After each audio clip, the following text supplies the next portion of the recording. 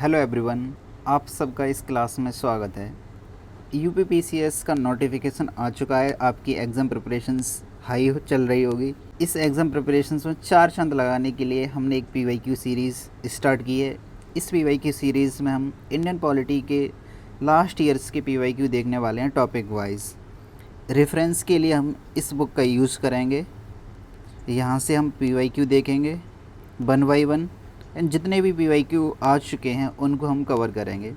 देखो, पीवाईक्यू लगाने से ना एक अप्रोच क्लियर हो जाती है कि किसी टॉपिक्स को हमें कितनी डेप्थ में या डीप के साथ पढ़ना है या कितना टाइम देना है, इस टॉपिक से पीवाईक्यू कैसे आते हैं, इन सब को हम पीवाईक्यू से ही सॉल्व कर सकते हैं, एक अप्रोच बना सकते हैं। आई होप पीवाईक्यू इम्पोर्टेंस समझ चुके होंगे। तो चलिए आज के इस टॉपिक से ब्रिटिश भारत में संवैधानिक विकास से जितने भी पीवाईक्यू हैं उन सब को हम कवर करने वाले हैं। तो सबसे पहला प्रश्न है, निम्नलिखित में से किस अधिनियम में कलकत्ता में सर्वोच्च न्यायालय की स्थापना की गई थी? तो पहली बार किस एक्ट के तहत? 1773 के रेगुलेटिंग एक्ट के तहत सर्वोच्च न्यायालय की स्थापना कहाँ पर? कलकत्ता में। दूसरा क्वेश्चन यहाँ से बनता है कि इसके मुख्य न्यायाधीश कौन थे? तो मुख्य न्यायाधीश इसके पहले थे sir Elijah Impey. Same question है, रिपीट हुआ है। सर्वोच्च न्यायालय की स्थापना के संबंध में निम्नलिखित में से कौन सा कथन सही है? पहला है, कलकत्ता में सर्वोच्च न्यायालय की स्थापना 1773 रेगुलेटिंग एक्ट के तहत। हाँ। इसके पहले न्यायाधीश कौन थे? लेमिस्टर। रॉन्ग है ना। पहले न्यायाधीश कौन थे? Sir Elijah Impey. क्वेश्चन 2, इसमें आपको 2 सूची दे रखी हैं, सूची 1 सूची 2, इसको आपको मैच करना है। सबसे पहला ए ऑप्शन दे रखा है कि नियंत्रण परिषद, तो जो बोर्ड ऑफ कंट्रोल है तो वो किसके तहत? 1784 के पिट्स इंडिया एक्ट के तहत। सर्वोच्च न्यायालय की स्थापना अभी देखा था, किसके तहत? 1773 के एक्ट के तहत। देन इंग्लिश मिशनरियों को भारत में कार्य करने की अनुमति किस एक्ट के तहत? तो 1813 के एक्ट के तहत। गवर्नर जनरल की परिषद में कानूनी सदस्य की नियुक्ति, तो वो किसके तहत? 1833 के तहत। इसका राइट आंसर बन जाएगा बी। इन सभी एक्ट को हम जब हम क्लास कराएंगे ना संवैधानिक विकास, तो उसमें भी देखेंगे ब्रॉड 1 बाई 1।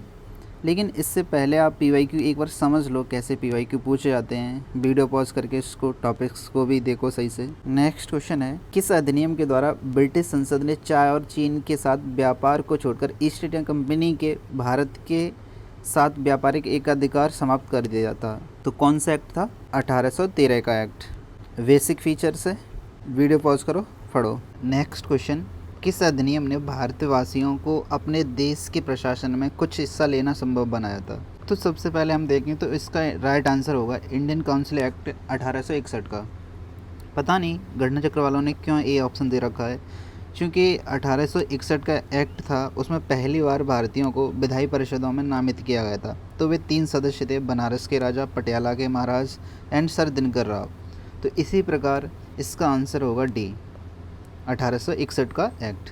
फिर भी आपके लिए क्वेश्चन है कि इसका क्या होगा क्या नहीं होगा, वो कमेंट में बताओगे आप, ठीक है।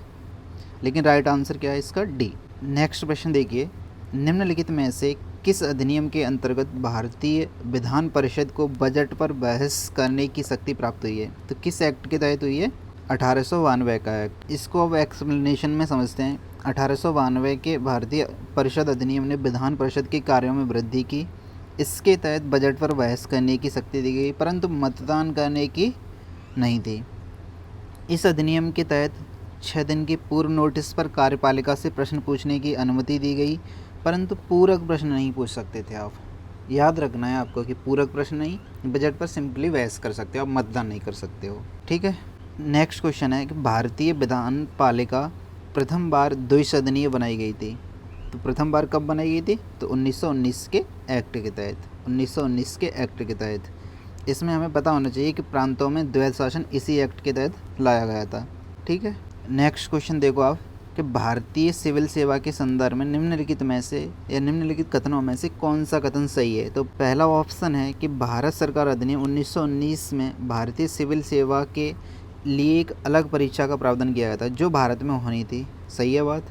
भारतीय सिविल सेवा में 1941 में भारतीयों का प्रतिशत यूरोप वासियों से अधिक था।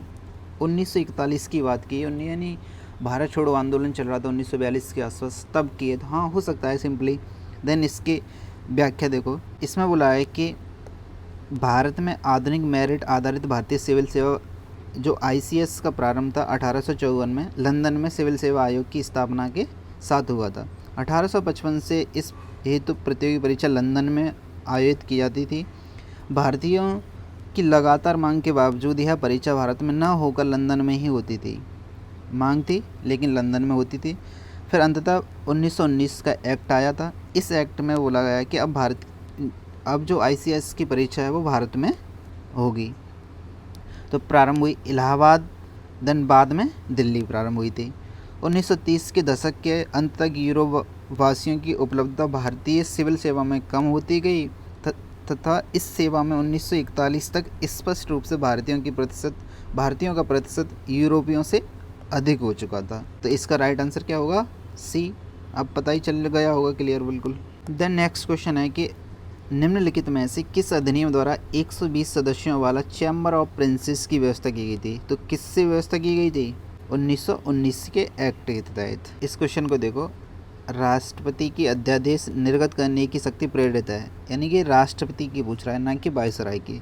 तो हमारे संविधान में राष्ट्रपति कहाँ से, यानी कि जो अध्यादेश जारी करने की शक्ति है वो कहाँ से लिया गया था? 1935 के एक्ट से। ठीक, इसको आप एक बार एक्सप्लेनेशन में देखो। यद्यपि ब्रिटिश गवर्नर को 1861 के तहत अध्यादेश जारी करने की शक्ति थी, लेकिन जो भारत के राष्ट्रपति हैं उनको भारत सरकार अधिनियम 1935 के तहत अध्यादेश जारी करने की शक्ति मिली है। इस प्रश्न को देखो आप, इसमें पूछा गया है कि किस अधिनियम द्वारा भारत में संघीय न्यायालय की स्थापना की गई थी? तो किसके तहत की गई थी? इनमें से कोई नहीं है ना, नहीं है ना। तो फिर 1935, यानी कि संघीय न्यायालय की बात कर रहा है यहाँ पे। किसकी? संघीय न्यायालय की बात कर रहा है। भारत का संघीय न्यायालय निम्नलिखित में से किस वर्ष में स्थापित किया गया था? तो 1937 में। केंद्र में द्वैत शासन किस अधिनियम के अंतर्गत आया था?